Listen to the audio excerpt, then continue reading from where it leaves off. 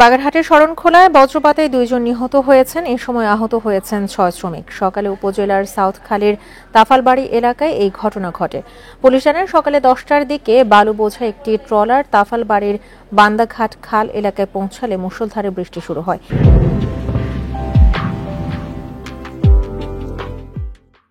এ সময় ট্রলারে থাকা শ্রমিকরা বৃষ্টি থেকে বাঁচতে তীরে নামার সময় বজ্রপাত হয়।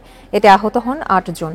পরে তাদের হাসপাতালে নেয়ার পর 2 জনকে মৃত ঘোষণা করেন চিকিৎসক। বাকিরা উপজেলা স্বাস্থ্য কমপ্লেক্সে চিকিৎসাধীন রয়েছেন।